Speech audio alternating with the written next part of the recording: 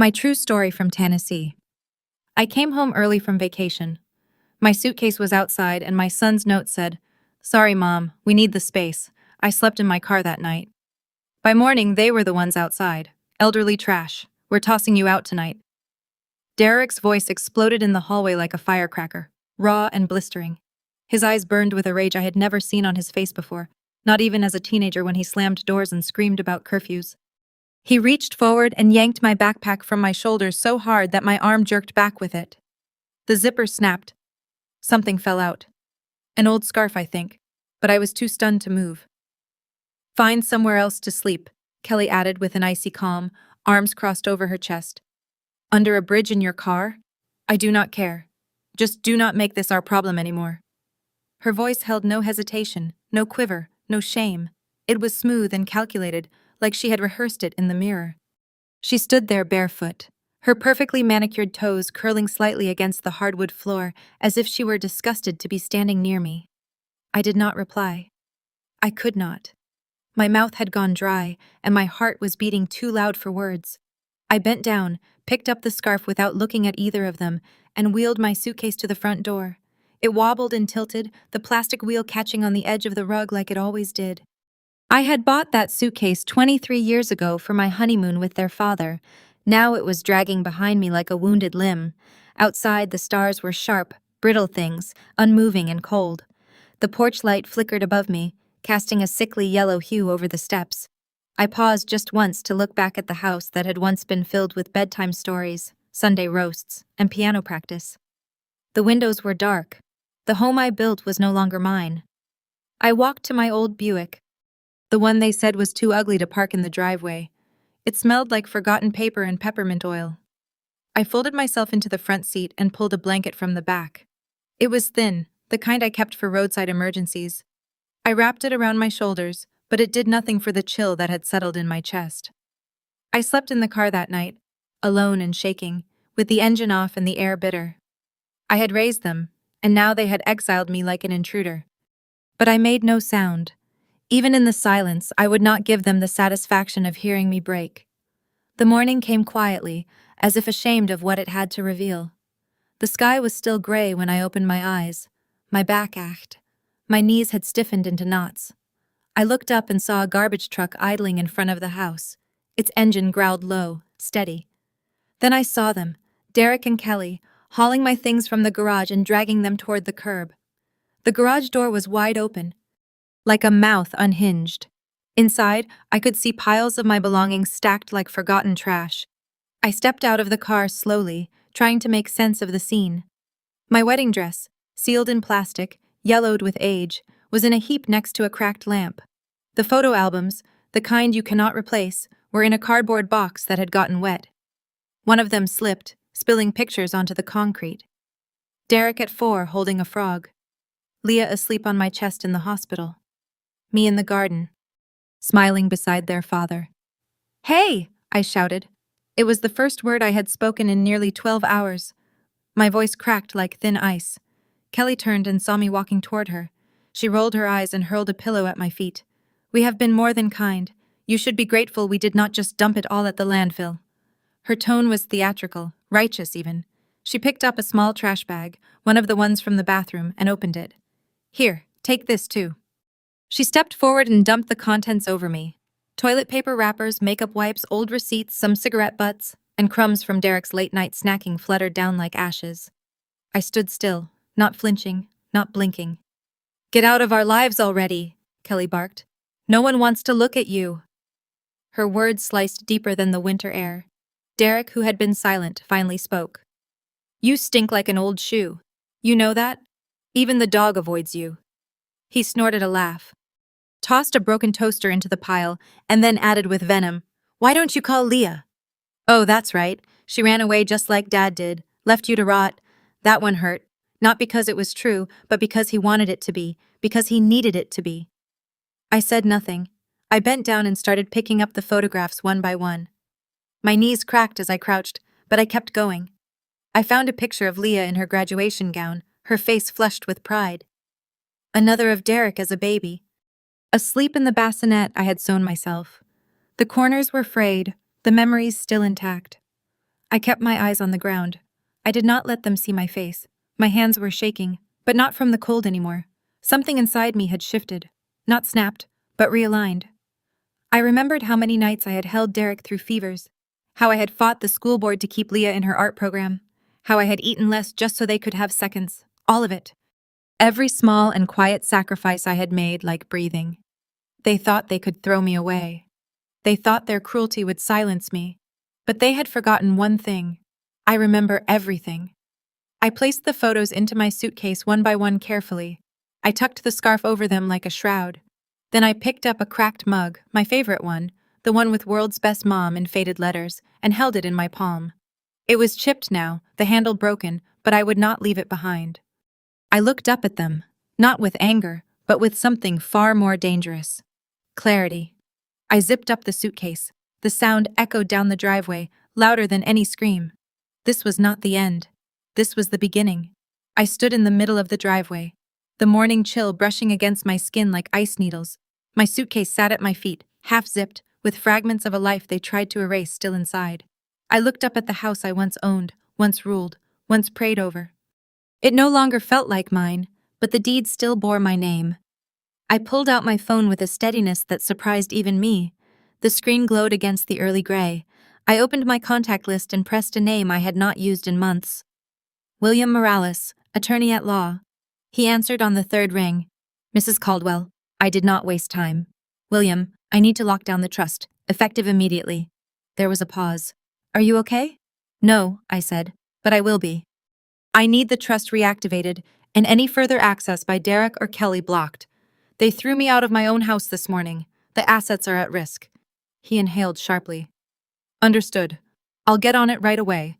I'll need your signature and a list of financial institutions. I'll be in touch. I ended the call. Then I called my daughter. It rang once, twice. On the fourth ring, she answered. Mom. Her voice, sweet and alarmed, broke something inside me. Just a little. Leah, sweetheart. Mom. What's wrong? They kicked me out.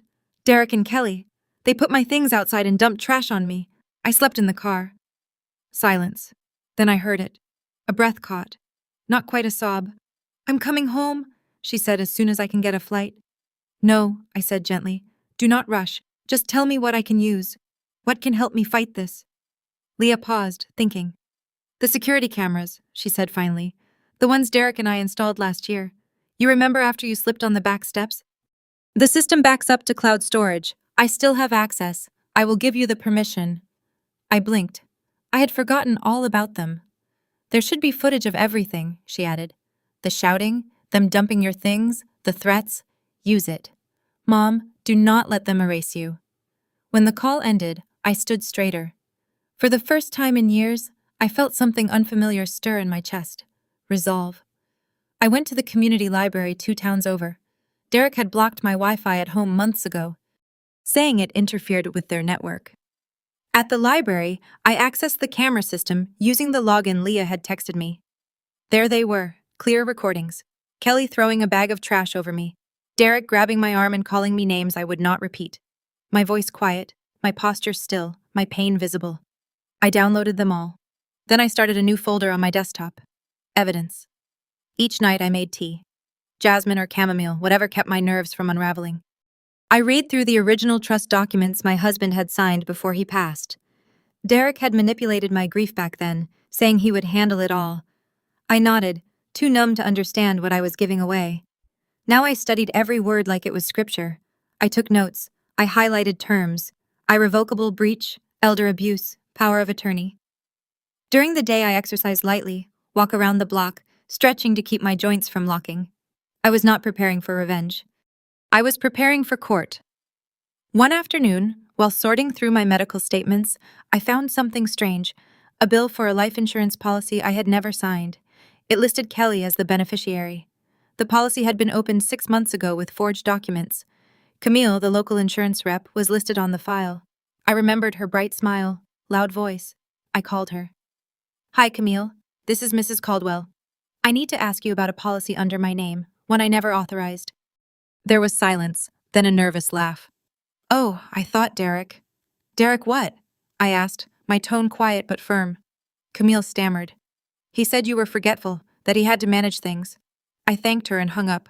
Another note went into the folder. Later that week, I found a copy of a bank withdrawal form with my forged signature. $10,000 transferred into Kelly's personal account. They had been bleeding me dry while smiling at my casseroles. I recorded everything, the whispers, the paperwork. Even voicemail messages Derek left on my phone warning me not to stir up trouble. I stirred. The last clip I saved was from the living room camera. It showed Derek yelling into my face while Kelly stood behind him, arms folded, silent and complicit. I watched it twice. Then I opened the camera on my laptop, looked into it, and pressed record. My reflection stared back, aged, worn, eyes circled with exhaustion, but not broken. Never broken. Silence is no longer enough, I said. I held up my phone and played Derek's voice, calling me worthless. Then Kelly shouting, "You should be grateful we didn't burn your junk." I stared back at my own face. My name is Eleanor Caldwell. I am 68 years old. I have lived through loss, illness, childbirth, and betrayal. But this is not how my story ends. I leaned closer. They thought I would stay quiet. They thought my silence meant surrender. I clicked off the recording, renamed the file declaration. I was no longer waiting for justice. I was calling it forward. The suitcase had been sitting in the back seat for days. I had not opened it since that morning they dumped my life into the driveway. Maybe I had not wanted to see what was broken. Or maybe I had been afraid that whatever was still whole might remind me too much of who I used to be. But that afternoon, under a soft light by the window of the small rental room I was staying in, I finally unzipped it. The smell hit me first. Old perfume, dust, and something sour like spoiled memory. I began pulling things out one by one. My husband's cufflinks, a dried rose from our 20th anniversary, a scarf Leah gave me before she left for her studies, a cracked mug wrapped in an old dish towel. And then I saw it, a small blue USB drive nestled between two paperback books I had packed for vacation reading. I picked it up, turning it in my fingers. It was unmarked, scratched at the corners. I had no idea how it got there. I had never used it. I thought it might be one of Derek's. He had a dozen of these scattered around the house. I plugged it into the laptop. The drive blinked to life. Inside were 3 folders: statements, transcripts, and insurance. I clicked on the first one. My breath stopped. Bank statements. Pages and pages of them were neatly organized by date. They were mine, my account numbers, my name, but the transactions were unfamiliar. Large withdrawals, wire transfers to unfamiliar accounts, online purchases for luxury brands I had never heard of. $3,500 at a boutique in New York, $2,200 to a designer watch brand, $18,000 transferred to an account listed under a different name, Marcus D. Caldwell. Derek's middle name was Marcus. I clicked into the transcripts folder. Screenshots of text messages between Derek and Kelly discussing how to move money around and complaints about how she still hasn't croaked yet. One thread read, "K, she's too stubborn to die." Then we make her sign everything over before she realizes. K already halfway done. D, we'll dump the junk, get the equity, and move west. I sat there, the screen glowing in front of me, my stomach a knot of disbelief and recognition. This was not just theft. This was premeditated. It was betrayal, digitized and time-stamped. In the insurance folder, I found scanned applications, health policies, life insurance forms, forged signatures, my name written in Derek's blocky, careless hand. They had opened a policy listing Kelly as the sole beneficiary. If something had happened to me during that vacation, I wonder if they would have even called the ambulance. One form in particular chilled me. A power of attorney document filed without my knowledge, listing Derek as my financial guardian. It had been notarized by someone I had never met. It was all there: motive, method, malice. I backed everything up. Then I printed it. Pages and pages until the printer hissed from exhaustion. I placed them in a folder, marked it with a black Sharpie. Fraud and abuse. I called William, my lawyer. "You need to see this," I said. "There's proof. Transfers, forgeries, intent." He came over that same night. He did not say much, just flipped through each page slowly, face unreadable. When he reached the screenshots of the text messages, he stopped, exhaled, and finally looked at me. "This," he said, "is enough to open a federal case." "I want to proceed," I said quietly, but thoroughly. He nodded. "We'll begin with a formal complaint. I'll submit everything to the FBI's Elder Financial Abuse Division and copy the Tennessee Bureau of Investigation. I'll also notify the Office for the Protection of Seniors and the banks. What about the house? I asked. If they accessed funds from the trust to pay for renovations or mortgages, that becomes part of the discovery. We can challenge ownership. Then do it, I said. Within 48 hours, Derek's accounts were frozen. A hold was placed on the house under investigation for misuse of trust assets. Kelly's credit cards were declined while shopping at the local store. Leah told me later she had screamed at the cashier, then stormed out, leaving a cart full of items behind. I received a call from the bank manager, Mrs. Lell. Mrs. Caldwell, she said cautiously. We've flagged several irregular activities on your accounts over the past year. I want to personally apologize. We should have seen the red flags. I thanked her, though my voice was cold. Apologies meant little now. Justice, however, meant everything. The final document I submitted was a signed affidavit detailing the abuse, emotional, financial, and psychological, that I had endured over the past 3 years. I included the footage, the texts, and a personal statement handwritten in my kitchen. They thought I was old, confused, a burden, but I remember numbers. I remember dates. And most of all, I remember love and how it does not look like this. My hands did not shake as I wrote it. They only shook when I sealed the envelope. I placed it in the outgoing mail slot at the post office. A gust of wind caught the door as I let go, but I did not reach back. Let the storm begin. It was 1:07 a.m. when my phone rang. I was already awake. Sleep had become a visitor, not a resident. I had been lying in bed, staring at the ceiling, feeling the soft creak of the old beams above me, listening to the distant hush of the world outside, a world that no longer ignored me. The screen lit up. Kelly Mobile. I let it ring once, twice, 3 times. Then I answered. Mama, she said, her voice cracked and breathless, as if she had been running or crying. They're here, the FBI. What did you tell them? I stared at the ceiling, my mouth calm, voice steady. I told them the truth. For a moment, all I could hear was her breathing, sharp and uneven, then a choking sound. Panic wrapped in disbelief. They said you filed federal complaints, that you submitted evidence. You went to the banks. I did. They froze our accounts. Derek can't even buy gas. They put a hold on the house. They're saying I forged insurance documents. Mama. Her voice splintered. You're going to ruin us. I sat up, swung my legs over the bed and let my feet touch the cold wood floor. You ruined yourselves, I said quietly. I just stopped protecting the lie. She began to protest. But I ended the call. I did not need to hear her sob. I had cried enough for all of us.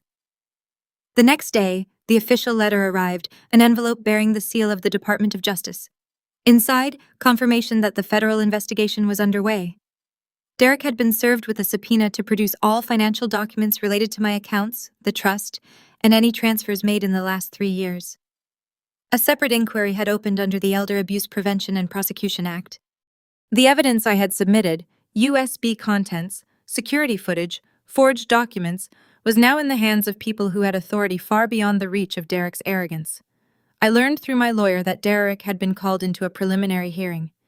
Kelly had received a formal notice that the life insurance policies opened in my name were under fraud investigation. If convicted, she could face up to 10 years. They had gambled on my silence. They lost. I walked into town that morning to buy a new journal. The old one, filled with clipped grocery receipts, scribbled prayers, and worn corners, had run out of room. I chose a red leather-bound one, firm and weighty in my hand. On the first page I wrote, Day 1, they called me elderly trash. Today the government calls me a plaintiff. Each night after that I wrote. I documented every memory, every bruise to my dignity, every whisper I once swallowed. I recorded how many times Kelly said, You're lucky we let you stay. And how often Derek rolled his eyes when I asked about my own money.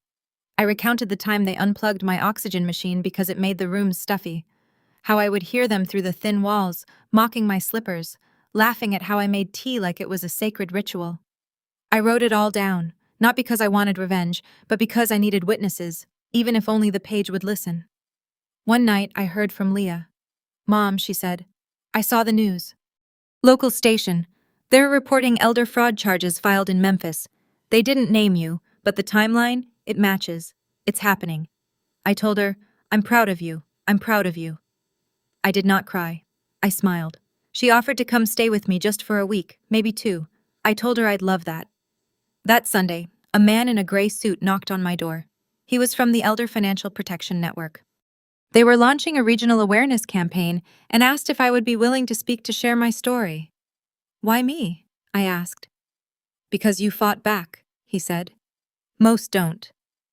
I thought of that night in the car, how I had curled up like a forgotten package, how I had stayed silent, too shocked to scream, and then how I had gathered broken things, not just objects but parts of myself, and turned them into evidence. I agreed to speak.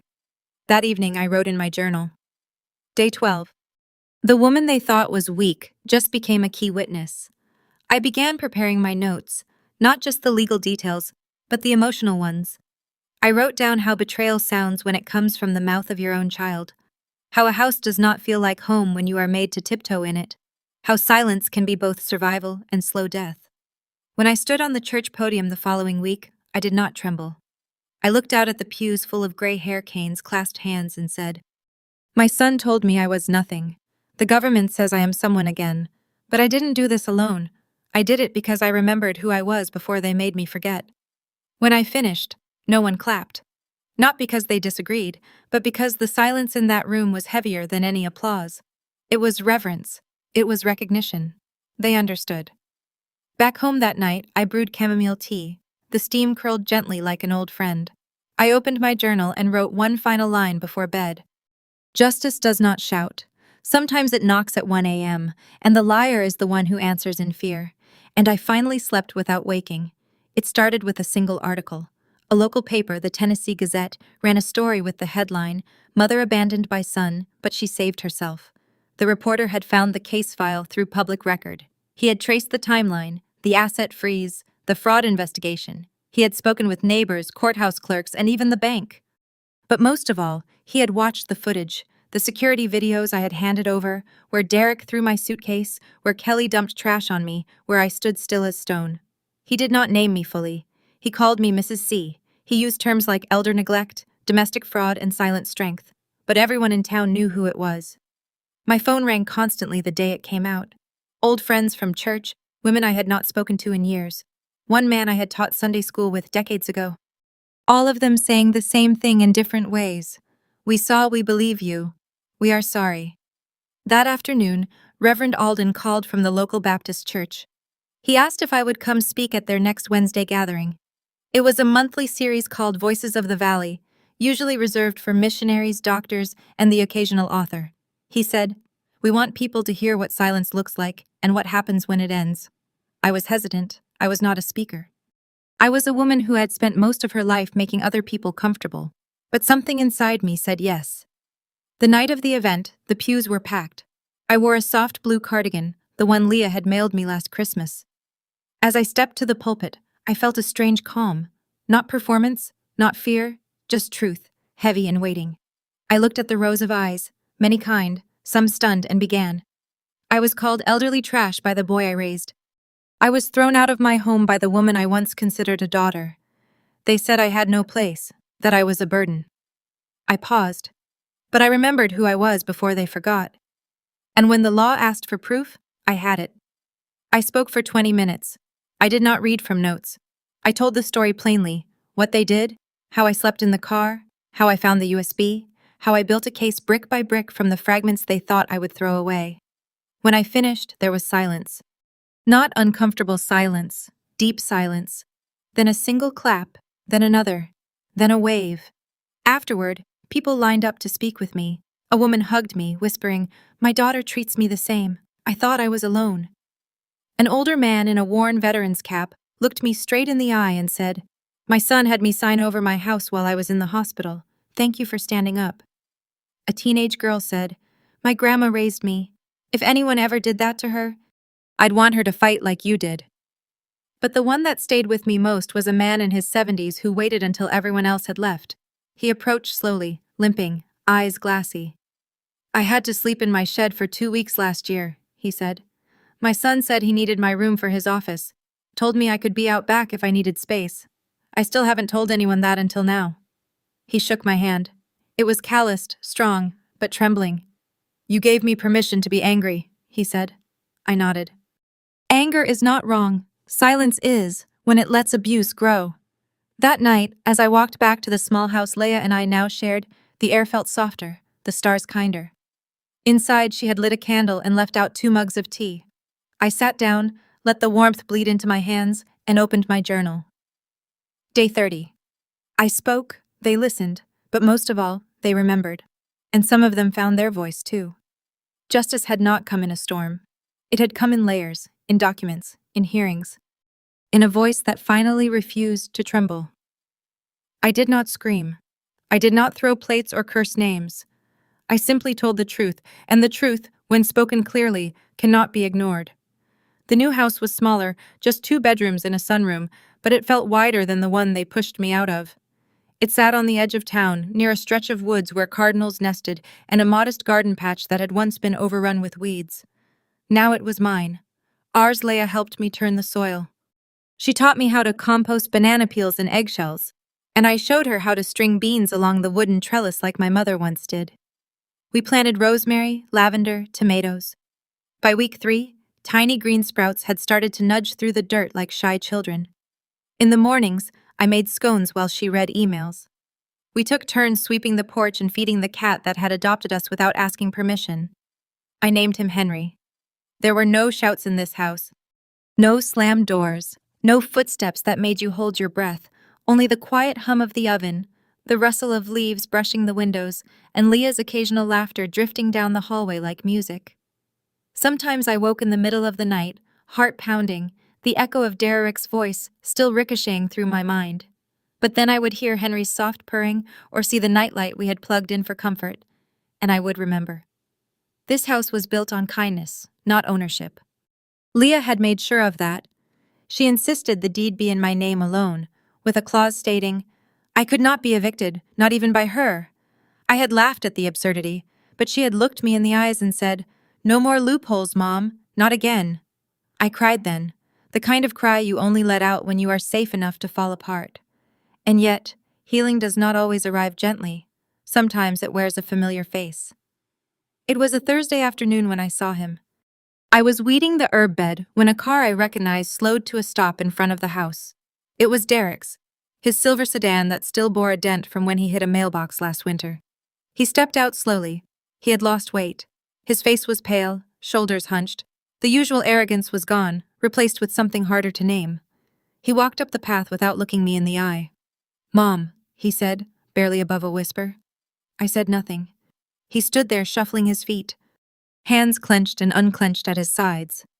I don't expect anything, I need to say it. I waited. I was wrong. He said about everything. About what I did to you, what I let her do. I've lost everything. They're charging me. Kelly's left. The bank won't even look at me. But I know that's not the worst part. The worst part is what I did to you and what I became. His voice cracked. I came to say I'm sorry. I looked at him then, really looked. He was still my son. But he was not the boy who had once brought me wildflowers from the backyard or built Lego towers in my lap. That boy had been gone long before the suitcase hit the porch. This man, broken, trembling, seeking, was someone else. Do you want forgiveness? I asked softly. He nodded. I paused. Forgiveness is a door I can open, I said. But trust is a house you burn down, and I am not rebuilding it. He blinked, tears pooling in his eyes. That's fair, he said. I nodded. It is. He stood there for a few moments longer, then turned and walked back to his car. He did not ask to come in. He did not ask for money. For once he asked for nothing but a truth he could carry. That night I made cinnamon rolls. Leia and I ate them on the porch with warm cider, and Henry curled at our feet. The stars above us were clear and close, and the garden below was silent, except for the sound of leaves brushing against each other. I thought about what it means to be a mother. How often it means giving without receiving. How sometimes even your best isn't enough to stop someone from choosing darkness. But I also thought about what it means to survive that, to still bake bread, to still plant flowers, to still leave the door of your heart unlocked, even if you never open it again. In my journal that evening, I wrote, Day 45 he came. He knelt. I turned away. Not out of cruelty, but clarity. Not every apology earns a welcome. Some just deserve acknowledgement. And with that, I close the book and let the night do what it does best. Hold what we are not ready to forget. It was Leah's idea to record the story. She said, "You've written it in your journal. You've spoken at the church, but there are millions of women out there who don't get a room full of people to listen." I smiled, brushing flour from my hands as we finished kneading the bread dough for the evening. "You think people want to hear an old woman talk about betrayal and court papers?" "I think people want to hear the truth," she said, placing the loaf into the oven, "especially from someone who lived it." That night, she set up a small camera on the dining room table. The soft yellow lamp behind it gave the video a warmth that made the room feel less like a confession booth and more like a conversation. Henry the cat curled up by my feet, purring like an engine set to low. Leah hit record and I began. "My name is Eleanor Caldwell. I am a mother, a widow, a gardener, and most recently a survivor of financial abuse. But I don't tell you that to gain pity. I tell you because I was once silent, and I want you to know that silence is not the same as weakness." I spoke slowly from memory. I did not read from a script. I told them about Derek's voice yelling in the hallway, the suitcase on the porch, the cold car seat that became my bed for the night. I told them about the photos in the rain, the USB drive, the forged documents, and the letter from the DOJ.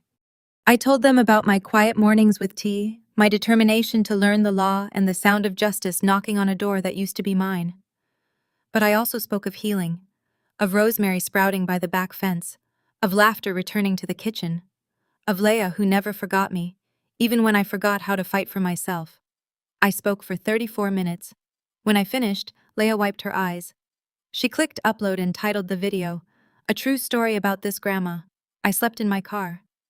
By morning, they were the ones outside. She uploaded it to a channel she had created days earlier, Grandma True Stories. We didn't expect much, but the next morning there were 112 views. By lunchtime, 900. That night it crossed 12,000. And the comments, Lord, the comments. One read, "She reminds me of my mother. She never fought back. I wish she had." Another, "I'm 42. My daughter calls me a burden, but tonight I'm going to start writing everything down." And this one, the one that made me press my palm against my heart. "You gave us all permission to speak." I spent that entire weekend replying to as many as I could. Leah helped me set up a second video just to thank them for listening. My voice was by the end, but my heart had never felt more full. The house no longer echoed with silence. It buzzed with purpose. Emails came in, messages from daughters, sons, caregivers, women from Idaho to Ireland. One said, "My grandson laughed when I told him I had a story to tell. I played him your video. He cried. I wasn't famous. I wasn't viral in the way the young ones use the word, but I was seen. And for someone who had been invisible in her own home, that mattered more than any view count." Weeks passed. Then a letter arrived from a woman named Beverly in Nebraska. She wrote, "I printed your story and put it on my refrigerator. My husband read it. For the first time in years, he apologized. Not because he was as cruel as your son, but because he had stopped listening to me. You made us both remember who I was before I was just his wife." I read it 3 times. Then I cried. Not the hollow kind of crying that comes from loss, but the deep, full kind that comes from being understood. Later that evening, I sat on the porch while the wind rattled the branches. The sun dipped low, casting gold along the rim of the garden. Leah came out with 2 mugs of tea, handed me one, and sat beside me. "Still think no one wants to hear what you've been through?" she asked, grinning. I chuckled softly. I think maybe I wasn't meant to stay quiet. We sat there a long while. Finally, I said, almost to myself, "You know, children forget. They forget who stayed up with them when they were sick, who worked double shifts to afford cleats for soccer, who taught them to say please and thank you, who skipped meals so they could eat more." Leah nodded, her eyes soft. "But mothers," I said, "we never forget. We remember every scraped knee, every whispered secret at bedtime. We remember even when we're told we're no longer needed." I looked out into the twilight. So when we speak, it's not to punish. It's not even to reclaim. It's to restore something they didn't even know they lost. The truth. I finished my tea, placed the cup gently on the railing, and stood. That night, I wrote the final entry in my journal. Day 60. My voice once lived in the quiet. Now it lives on a screen and in the hearts of strangers who, like me, once thought they were too old to matter. I did not seek vengeance. I sought clarity. And in the process, I found a community of women who carry truth like a lantern, burning steady, even when the room pretends they are not there. My story isn't rare. That's the tragedy. But now, at least, it's not hidden. And so I close the book, not because the story ends here, but because it has finally been heard. Thank you for listening. If my story reminded you of someone you love or someone you used to be, then you already understand why silence is never the final chapter. There are thousands of grandmothers, mothers, and women out there who've been told they're too old, too soft, or too forgotten to matter. But here on Grandma True Stories, we remember, we speak, and we reclaim the dignity that was never meant to be taken.